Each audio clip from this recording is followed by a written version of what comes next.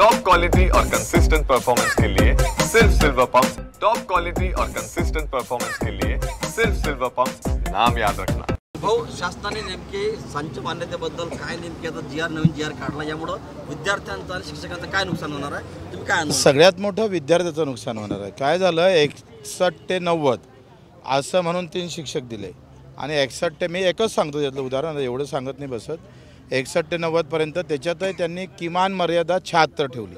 म्हणजे जर 75 जर असन तर तुम्हाला 3 शिक्षक भेटणार नाही, 2 भेटन। आता 70-75 विद्यार्थ्याले जर 2 शिक्षक दिले तर शाळा चालन का? शाळा चालल्या नाही तर गावातल्या पोरीचं शिक्षण सगळं वाटोळं झाल्याशिवाय राहणार नाही।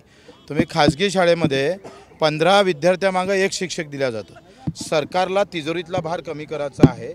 माझा सरळ आरोप आहे का हे सगळे अनुदानित शाळा बंद करून तिजोरीचा भार कमी करून इथे अदानी अंबानीच्या घशात ह्या शिक्षण क्षेत्र घालण्याचा व्यवस्थित प्लॅन आहे आणि तो आम्हाला हाणून पाडायचा आहे। पहिले जातीनुसार शिक्षण भेटत नव्हतं, आता पैसा नाही म्हणून चांगलं शिक्षण भेटत नाही, दर्जेदार शिक्षण तर देऊ शकलेच नाही।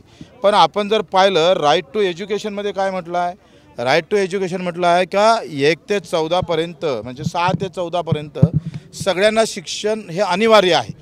आणि तुम्ही सगळ्यांना शिक्षण अनिवार्य म्हणता आणि 1 विद्यार्थी नसला तर शिक्षक कमी करताय, तर राईट टू एज्युकेशनच्या कायद्याचं उल्लंघन सरकारनं या कायद्याच्या माध्यमातून केलेलं आहे। त्याचा आम्ही विरोध करू आणि हे जर तातडीनं हा शासन निर्णय मागे घेतला नाही, याच्या दुरुस्त्या जर केल्या नाही, तर पुढचं आंदोलन थेट शिक्षण मंत्र्याच्या मंत्रालयात झाल्याशिवाय राहणार नाही।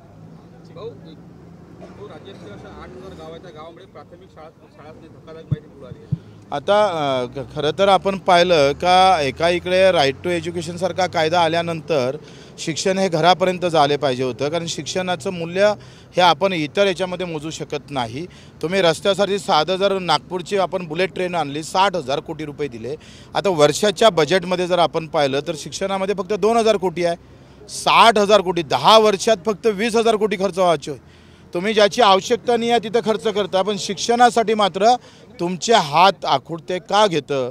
आणि त्याच्या एकंदरीत प्राथमिक शिक्षण तरी आम्ही पाहतो खेड्यात गावात भेटलं पाहिजे, याची जबाबदारी सरकारनं घेतली पाहिजे। आणि ते जर न घेता उलट ते आहे ते शिक्षण संस्था बंद पाडून पुन्हा उघड्यावर आणण्याचा प्रयत्न होत असेल तर त्याचा आम्ही निषेध करू। महानगरपालिका निवडणुका तोंडावर आलेल्या आहेत, अमरावती महानगरपालिकेची निवडणुकीत देखील होणार आहे। त्यापूर्वी महायुतीमध्ये जातो जर आपण पाहिलं तर रवी राणांना विरोध केला जाते महायुतीमध्ये, राष्ट्रवादीकडनं अजित पवारकडनं। रवी राणा जर महायुतीमध्ये असतील तर मग आम्ही महायुतीत राहू नाही असं म्हणतात।